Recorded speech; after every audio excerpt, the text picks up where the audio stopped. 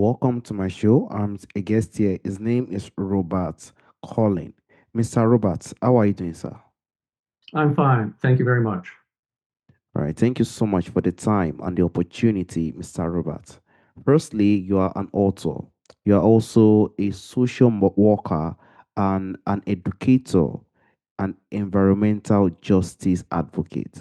Can you please, Mr. Robert, discuss more about yourself and how you are doing currently now, Mr. Robert? Well, I am a lawyer. I have two law degrees. I'm an urban environmental planner. I've written encyclopedias. Who writes encyclopedias, right, these days?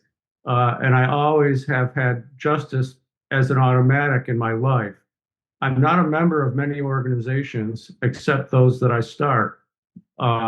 I'm a member of my church, which I didn't start, but I'm a member of the Environmental Justice Task Force, which was the first state agency in the United States to have environmental justice. And I helped students form the Coalition Against Environmental Racism. The students of color were being excluded from the environmental conferences at the University of Oregon. And they came to me and said, help. And I said, well, young uns, you have to learn to speak for yourself. I'll help you, but you have to speak for yourself. You can invite guests. They can stay in my home. Not many professors do that with activists. We do.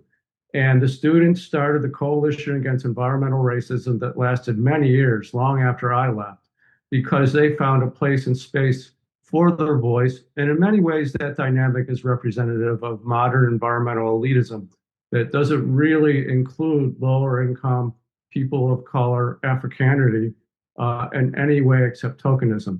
So I've been co-opted quite a bit. Much of my work has been plagiarized, cited, and I don't care. A thought is a thought. If I take my ego out of it, at least the thought gets around. A major publisher, the largest publisher in the world of narrative references, started marketing my books under somebody else's name and all over the world on floored global markets. I could have gotten angry. I could have hired lawyers. I could have gotten in all that negativity and fight, but I did not. And what I did is self publish my own books on climate education in the classroom. The preface of that book was used by the sponsors of a bill in the state legislature in Oregon to get climate education in the classroom, and it passed last June.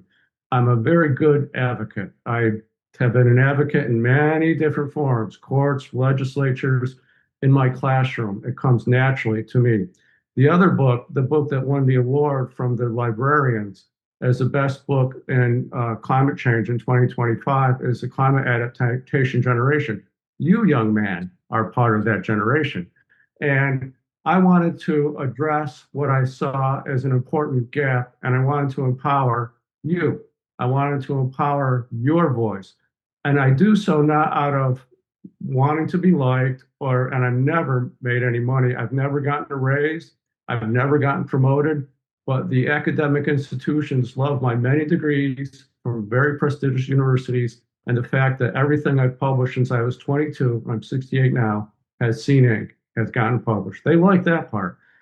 So now, since the publisher was using the wrong name, I now use my name and I get the word out on podcasts. And it's just been delightful, actually empowering people in many ways, in many, many ways.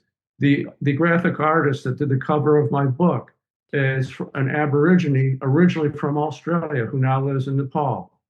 His voice matters not just in words, but in images. And he made it better. He improved it. So my life is inclusive. And it's been a joy. I walk in the gratitude of God in terms of being able to help preserve life on this planet. You, sir, and I, sir, have a obligation. Turtles won't do it. Trees won't do it. Wangari, Dr. Wangi Matai alone can't do it. But now, as I speak her voice to you over the Atlantic Ocean, we, I think, have a chance. The climate adaptation is the only book that uses flourishing. All the rest is to scare you. It is to create what I call climate anxiety. 70% of the world feels climate anxiety. 45% says it interferes with their life. And that is deadly. That's a scary form of ignorance. And what I try to do, and some of your questions raised it right away, very perceptively, young man. One of the things I do, I'm a social worker, so I use social work magic, and I tell the kids, and everyone's a kid now to me, and I say, first of all, you're normal. It's okay to feel climate anxiety. And I end up talking to their parents too with the same speech. It's okay to feel climate anxiety, but you, my friend, have skin in the game, as President Obama said. You're going to be around long after I go. You're the first generation to feel the big impacts and the first generation that can do anything about it. So I want to empower you. I want to empower you. So the climate anxiety, first, you're normal. Two, you're not helpless. You're not helpless. You don't have to be helpless. So skimming mountaintops, summarizing, making a long story short, I show them where we have had successful climate adaptation. There are places, there are places that succeed.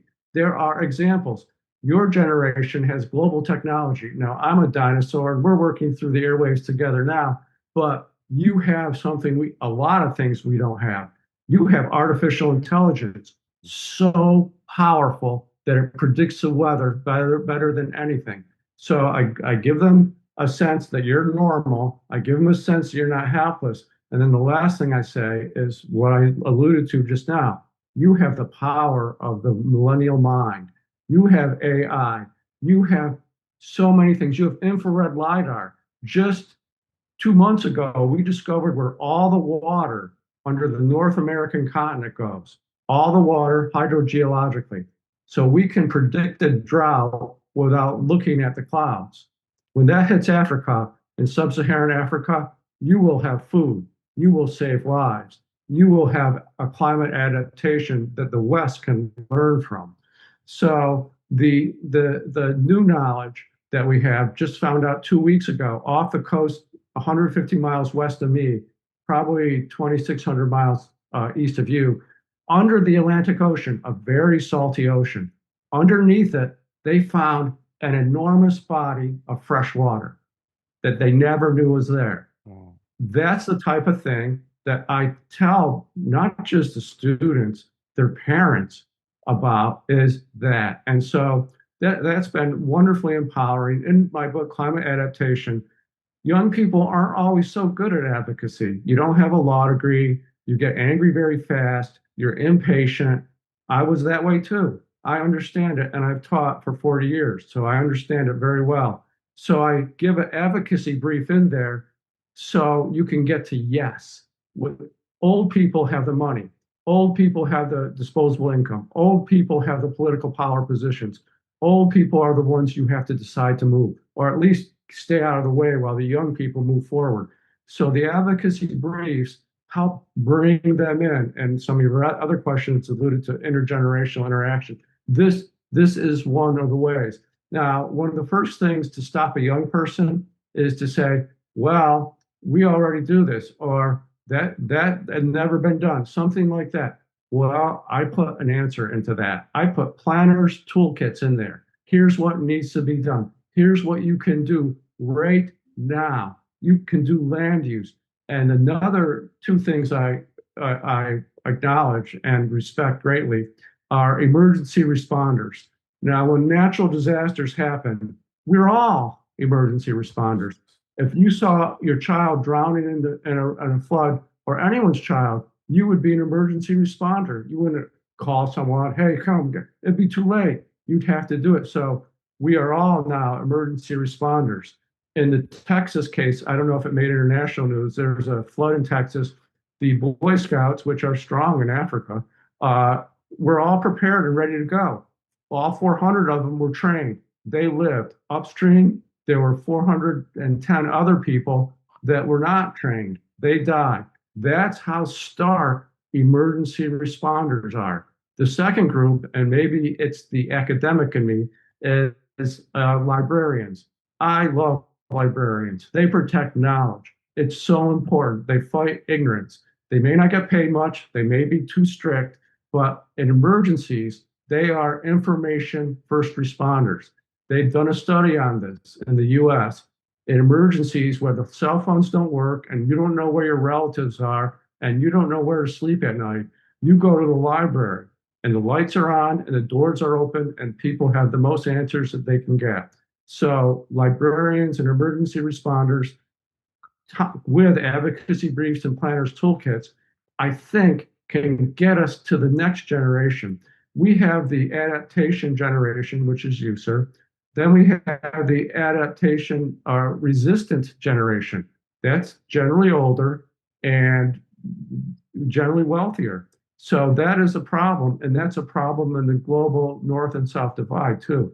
Now, the digital divide is often described as people that can't afford technology. That's partially true. But even in every place that can, older people are resistant to AI. And artificial intelligence is not the leader, and it can have racial biases. It can have economic biases, but they can be worked out. That doesn't mean we do away with it. AI is here to stay. AI will be like eyeglasses. And so this ability to use this powerful information can help us persuade people to make decisions in what I call in one of your very perceptive questions, where I find a question like yours often not in the US, but from people of color in other countries, is an indigenous people. And I worked a lot with United States indigenous people. My best friends on the reservation where I socialized was there, is place-based studies. Place-based studies. It will sound very simple to you. It's where you live, work, and play. You start where you're at. You don't start on a rule that comes from the UN or that comes from Washington, D.C. or your state capital. You start where you at. A place, think of what the word place means. It's where you had your first kiss. It's where your first drink. It's where you saw your parents grieve a lost one. These are places of deep emotional impact. These are places you never forget because of your humanity and your spirit. So the older people with their wisdom and knowledge and deeper knowledge of place have a lot to contribute to the younger people who have the powerful new knowledge of the place, more with how to deal with it than what was there. Now, to me, place-based, and I've advocated this not very successfully in the US. I tried my best on it, but here's how they do it. Bless you, my son. They they they get a bunch of case studies and they say, well, on the average, you should clean up to this level. Well, what place is on the average? No place is on the average. Medicine, law, architecture, engineering, all the professions use case studies. That doesn't work for environmental decision making. You have to know how the water flows. You have to know what the land looks like. You have to know what the air is. And it's more deep than that. We have a big flood. What happens after a big flood? Public diseases. Public diseases. Waste is all over the place. The last encyclopedia I wrote was the Encyclopedia of Trash Talk. Now, it's not about swearing. It's about waste and recycling around the world. And we don't like to say it, and it's icky, and we have a bad attitude toward it, in my opinion. It's just part of who we are as biological creatures. And it becomes a disease vector after a flood. After a wildfire, what happens? Mudslides. Very powerful, very powerful. Hard to predict currently, but your generation, millennial generation, can predict where a drought will be. If you can predict where a drought will be, you can predict where a wildfire risk can be. Many things like that. The other power you have that's just come out, and we had LIDAR, which is a laser that can see underground, and we have infrared LIDAR now that can see deeper in the ground than we have ever drilled. And so Yellowstone National Park is a very famous US national park. It's essentially a volcano waiting to erupt 50, about 80 kilometers across. Well, every year it's been going down 1 millimeter, which is very fast in geological time, but very slow in our very short lives of 80 years. And now, just last year, It went up 11 millimeters. It's cooking. It's cooking. And your generation is aware of that, whereas my generation had no clue about that. The indigenous people did, though. They had their stories. And the power of place and the power of community to adapt is the power of storytelling. The stories of the elders may not have a quick and easy answer where you take a multiple choice test and say A, B, C, or D. They have deeper meaning because they understand the place that you're at.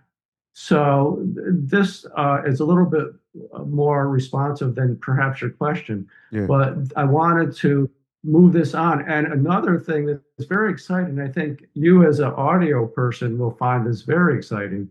I did an audiobook. Well, everyone does an audiobook. Yes. Well, I did it Bob's way. I did it in Bob world. I used 47 different AI voices for every chapter. I have an African seer that starts every chapter. For conservatives, I use the Burt Reynolds voice. He's an old Southern actor. And I have him talking about environmental justice. I have him saying the words so that the people that are narrow, conservative, and ignorant will realize even he can talk about it. I have an angry African American young man talking about it. Now, I don't think he sounds angry. I don't think he sounds angry. To me, he doesn't sound angry. Other people have said, wow, he sounds sort of angry.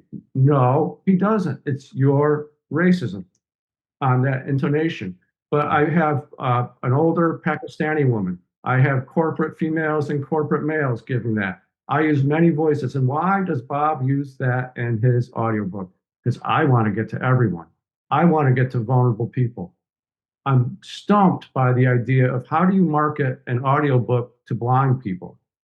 And I just don't know the answer, but I'm going to look and on that. So the circling back to answer your first question, who is Bob? I'm protecting vulnerability. I've always viewed it as a right, duty, and privilege to do that. And everything I've done in my whole life has been for that. I'm always for the underdog when I watch a American football game. I don't really have a team favorite, and I have played contact sports. So I'm always of that mind.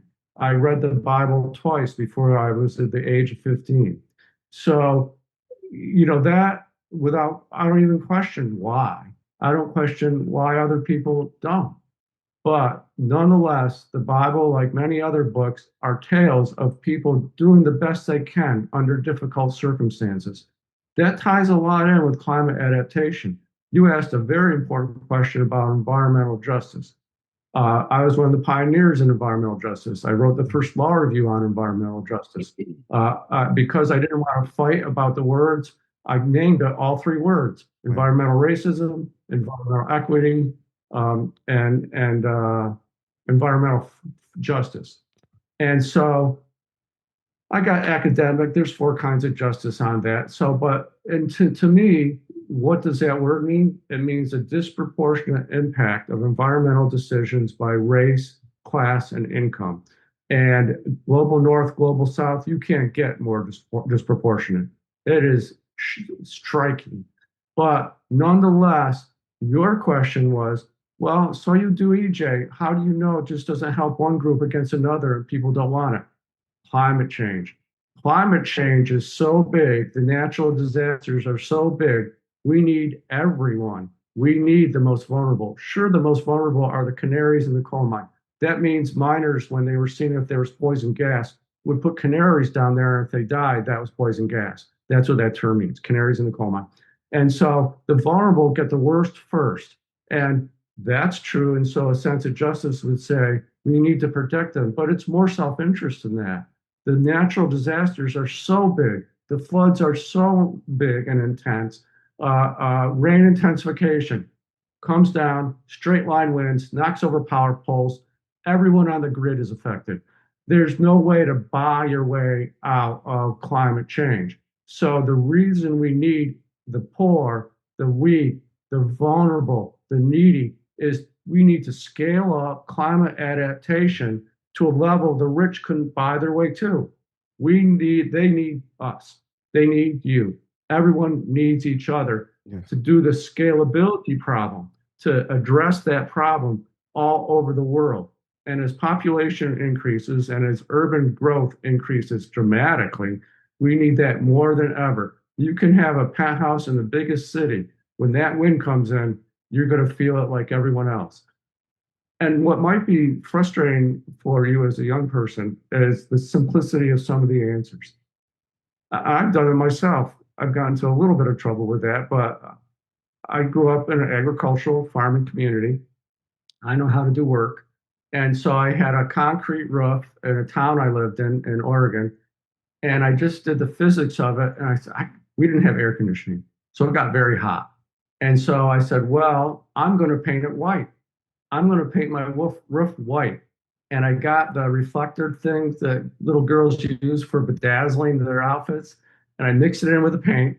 And it was hard work. It was hard work, but I painted it white. And that was the first year that the state had a tax deduction for reducing energy usage, but they didn't include white paint. So it cost me $411. I'm very frugal. And I kept track and I deducted it from my taxes. And they didn't, what do we do? What do we do? Well, they didn't do anything to me, but the next year they said paint doesn't count. 12 years later, New York City has a white paint program to paint the roofs of all the places in New York City white. It saves so much money. It's so simple. So simple. Yeah. Another thing, perhaps, where you have paved roads, and everyone wants a paved roads, right? It beats riding the rivers all the time. So you're on a paved road and it's non-porous. The water runs right off of it. Like the indigenous people say in the US, water doesn't lie. And you have big parking lots and things like this. Well, that's why we have more floods. The Dutch, who are under sea level for the most part, are way ahead on this. If they get sea level rise, they could be under the sea. So they have figured out ways to move water. The Nordic countries have a way to deal with the plastics forming in the ocean. I'm not going to flap my gums at you in terms of plastics. It's a problem you will inherit for sure, and I haven't addressed it in my books yet because it's a separate piece. The other aspect is a book that has come out called The Real Environmentalist. Now, it's written by a quite conservative man who I don't agree with in many of his politics, and his idea is it's the blue collar, it's the workers of the people that have to be in control of these things. Now, when Hawaii had the big fire and a city with over half indigenous people from the island of Hawaii, really many died. They come in to clean up. You can have a PhD. You're still grabbing a shovel. You are still part of their version of climate adaptation because environmental justice is an empowerment of the canaries in the coal mine. We get them going on that. So the future with climate adaptation, the advocacy briefs, the planners tools, some of it will seem simplistic. How do you stop a road from flooding? Elevate the road. Now, they had a very sad instance where I live a month ago of a 13-year-old boy playing in a small pond. They had rain intensification and he got sucked down a culvert, and emergency responders came and tried heroically to try to save him, but they couldn't because he died. And so, what is the answer? Make a bigger culvert, one, so the emergency responders can get into that places where they can get in and save, put a screen on it or fencing of some type, and third, educate the kid about the risk of that. Those three things, and we would have a young life. Young lives are very, very important. You, as the climate adaptation generation, don't have old children. You have young children. You have very vulnerable children. You may have elders who are vulnerable. We're all vulnerable at some point in our lives, Yes. but you have the future in your hands. Your young children need to be protected for vulnerability. Mm. So if you're having culvert issues in an urban area, which all cities in the world do, by the way, Yeah. then train your kids, put a screen on them, and be on top of that. So I think I've answered most of your questions here, but Exactly. the Exactly. on that. But you've been so patient with me getting the time wrong. I'm embarrassed about that on it. And I do think I should hold up my books. This is the climate adaptation generation. This is the one that won the award from the librarians. It will be an audiobook in about a week. And this is climate change in the classroom. This has a bunch of resources that are international that you can just go online and plug and play. You can bring climate education into your maths, into science, into art. It's not all science. Climate is not all science. My wife gets upset with me because when I'm at the grocery store and I see Yeah. someone in high school, I ask, "Have you taken a climate course?" Well, no, I haven't. I go out to my truck, I bring back a book, I sign it, and I say, please leave a good review. And Yes. the and it's awkward for me to be so self-promotional because I used to think, well, my work speaks for itself. Nobody really reads books anymore. Your generation listens to podcasts, listens to Exactly. audio books, streams everything. Everything. And whether Exactly. I like it or not, part of me being an adaption generation person is I accept that and I go with it and I'm grateful for it because you reach more people. Thank You you. reach how people can feel. Thank And you. the motherland is one of the places we need to protect the most, almost more than almost anywhere else on the planet. Yeah. I have great high hopes for all of Africa in terms of eventually being the leader we turn to Thank for you. climate adaptation. Thank you so much for the beautiful insights. You even made the job easier as in every single question that we've also drive into that you've tried to answer. I also make the word simplify. But I'll also drive to my own perspective regarding your book, The Climate Adaptation Generation, and that is a beautiful, and also the other one you've also spoke about. And we also need to understand we younger generations, we do have everything, and we also need to try our best as we younger generation to try our best to use it more positively for the good of our surrounding, for the good of the future of the weather that we are having around us. Because I have to be honest with you, Mr. Robert, the climate is not really easy, and we are even here now, everything has changed. We realize that the climate has changed, and these are the things like the artificial intelligence we have are the ones that are going to let us know what will happen further, so we can know how to prevent ourselves against stuff like that. And I also want to thank you for the beautiful insight regarding the questions that I've also given, and also you've said answered regarding climate adaptation and how we can also help ourselves as communities to improve ourselves as well. There is a question I also normally ask during the end of the show, Mr. Roberts. If there is anyone, there's from our forefathers, from our ancestors, there are a lot of beautiful things that do exist during our ancestral time that is missing in our time today.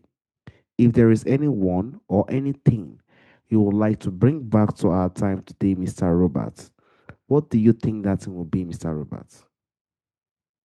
Well, Dr. Wangari Maathai, who inspired way beyond her limitations of an African woman in Africa at her time.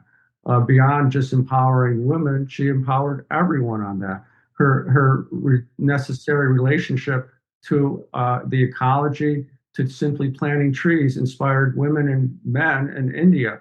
I like to see all genders represented, not just one all the time, whether it's all female or all male. We all need to be in this together. The needs are different. The maternity versus paternity issues are different in terms of the youngest children.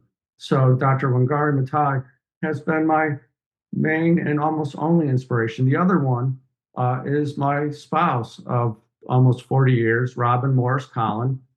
She, according to Ancestry.com, is 50% Congolese and 50% English. Now, how does that happen? And so, without her, and she's co authored with me the first sustainability encyclopedia Yeah. that was ever written. And we did 3 volumes, and we included business. US environmentalists, international environmentalists do not include business. Real communities have business. Real communities have workers. Mm. So those, mothers, fathers, grandparents, grandmothers, aunts, uncles, families, you ask what inspires me the most is those people that are right at the front lines on a daily basis, breathing the air, walking the land, drinking the water, and have gotten over climate anxiety. Those two women of color are really the only inspirations I've ever had, except for my religion, and so Christianity. And so I'm not. I go to church every so often, so I'm not proselytizing, Yeah. but it's been informed my beliefs as an adolescent in terms of what is good and what is evil on that. So those two people, I wouldn't be who I am without them, and really, really, really greatly impacted me. I might point out that it has been African American men in my life who have mainly hired me. Wow. Alphonse Pickney was a head of sociology at Hunter Yes. College.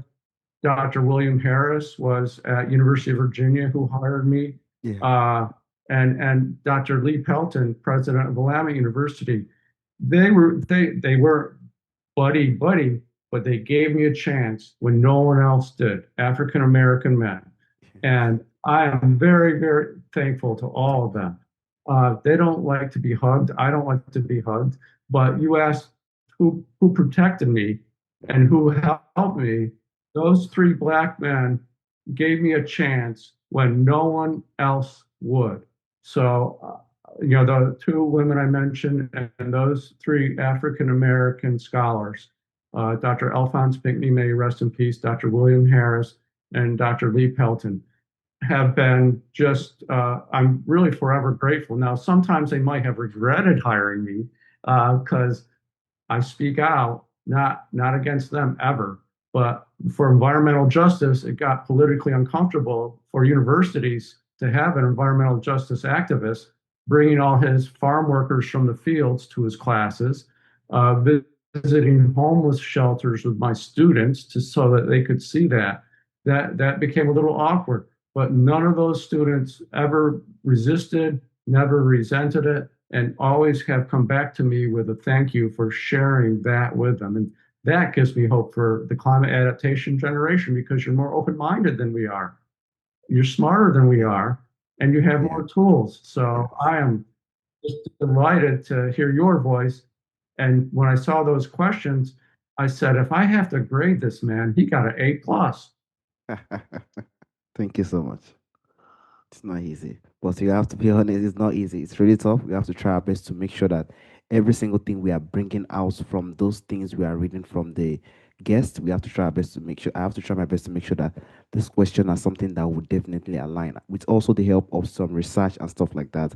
I'll be able to get that. And also, I'm so glad that you as a man that has been inspired and has been impacted by a black person is very beautiful as a person, and I'm so grateful. I'm so grateful for that, that at least I can find the inspiration from others. That is the beauty of the world. We find ourselves kindness and love with each other, which has helped every single one of us become more better despite the background we have and differences we have within each other.